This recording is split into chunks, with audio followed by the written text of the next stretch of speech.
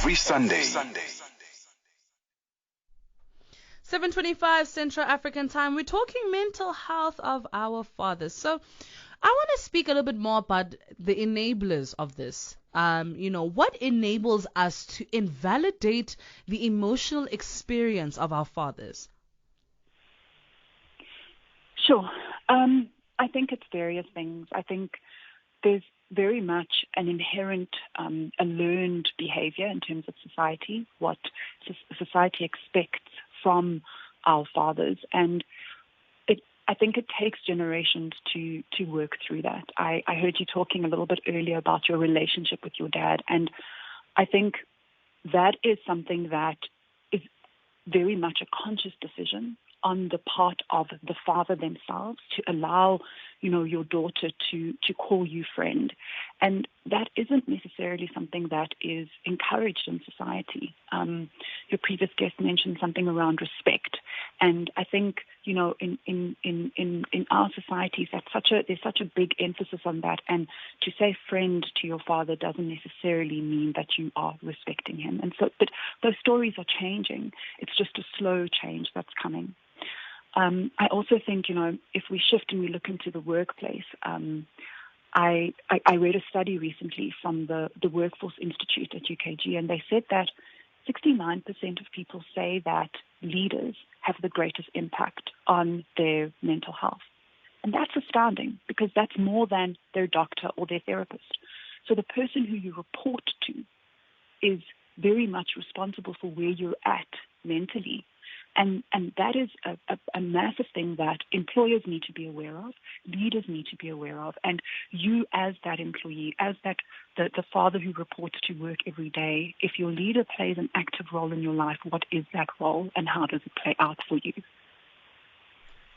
And now, how do we improve this, Because I was also having a nice debate with I would say, who happens to be a father, and we were speaking about, like the experience that I had growing up. I grew up a very spoiled and loved, like my siblings were all spoiled, loved, like we were given everything. I got a car at 16, like type of vibe, right? So I grew up with a lot of love for my dad, but I feel like there's also things where I can see that he's going above and beyond. Like this is not like the normal parenting that you would do. This is just above what a normal parent does. And we were debating what determines that, right? And I feel that even if your father woke you up with, a nice breakfast, that should be something that we appreciate. We shouldn't wait for grand gestures for us to start appreciating our parents. What is your view on this? Especially because I think a little reassurance does go a long way in preserving the mental health of our fathers. That is so true. I think gratitude is one of those human attributes that we should all have, and gratitude for the little things. I think, sometimes if you look at social media and you see these big lives that people live, you expect those big gestures. And life isn't like that. It is about the little things. It is about the cup of coffee that ends up next to your bed in the morning, or the fact that your father drives you to school. That is something to be grateful for, and to say thank you so much for taking that time out of your day, because I know that you as a father still have to report to work, and you still need to do the work that you need to do every day, and also then provide, food and comfort and warmth and all of those things for me, but you took the time to take me to school today. I think those small gestures go a long way in emphasizing and reassuring our fathers to say, we see you and we notice the things that you do for us. I must say, Ntako, listening to you talk, it made me think of my siblings who are also in their early 20s. And the one thing about millennials is that very much they share. They are willing to share their experiences and their struggles. And there's no worry or concern around judgment. They just want to share their story and how they got through and how they helped themselves or got where they got help from. And I think that that ability to share is something we need to give to our fathers. We need to give them the right to share when things are hard, to share when things are good, to share when they're happy, when they're sad, when they need help. And in that way, we can encourage those open relationships and those open discussions as well. I want to throw this conversation in a different direction, because also at home I have an aunt who recently broke up with her baby daddy, right? Her kids are 2 under 2, right?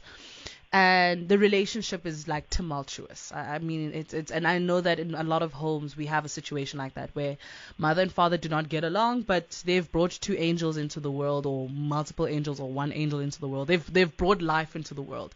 How do we navigate that now? Because, the one thing that happens, especially when children grow up, especially they grow up with separated parents, is that the father now starts developing his own relationship with the kids that is outside of, the mother. And maybe the father wasn't around for some time and then he came back after a while. There's different scenarios like that. And how do we now navigate things like that? Because also, we don't want to paint fathers in a negative light, but at the same time, you still have that trauma as, the mother who, watched this person either one, abuse you, treat you badly in the relationship. So when it comes to that, how do we navigate that as young people? Because I know that there's a lot of people that share the same story. I think, in my opinion, it is about that sharing the story. Because I think, when you come from those backgrounds, sometimes you think it's just me. It was my circumstance and my issue and my challenge, and I need to figure it out myself. And I think it's definitely about saying, listen, this is where I come from. This is my background. This is why these issues are a trigger for me and I respond in this specific way. It then helps people to say, well, okay, I see you, I understand you, I know where you're coming from. I can understand that struggle because I've either lived through it myself or I've heard of someone else, or thank you for sharing your struggle. And how do we make this better for each other? Open, honest discussions. I really think, in these days, social media doesn't help because people always look happy, and that isn't true. But if we can have open and honest discussions on a consistent basis about the things that really matter, like how you grew up, how challenging it was for your mother or your father, all of those discussions would go a long way in society in terms of dealing with some of those deep-seated issues that some of us sit with. It's really unfortunate, especially when I think about, for example, in America, what they do, the social services, when they remove children from homes and, situations like that, sometimes you find, I for some reason, I just thought of the movie I Am Sam, because I think that was one of the first films where I got to understand, that parents actually do have mental health issues. And I think across the board, for example, there are some parents or some fathers that parent from a place of anxiety. There's some parents that, are afraid to let go of their kids, or there's some parents that are just always, ready for, any trouble. They're the alert parents. And I feel like I have the alert father who's just always kind of ready, whenever, like everyone's on a ledge and he's kind of just ready to just grab anyone and just save them. You know what I mean? But I can imagine how much the anxiety on a day-to-day basis that causes. I mean, imagine being alert 24/7. Even security guards change shifts. You know what I mean? Yeah. But with the father, it's you're always just on guard. You always just you're the savior, you're the hero, you're the one that has to literally lift those kids. But who is doing that for you? So how do we as families become our father's heroes? I think we first need to understand. We need to understand what are they dealing with every day? What does it actually look like on a granular level? Because as a child, I may not be able to step in all the time on everything, but maybe there are the smaller things where I can step in and take that load.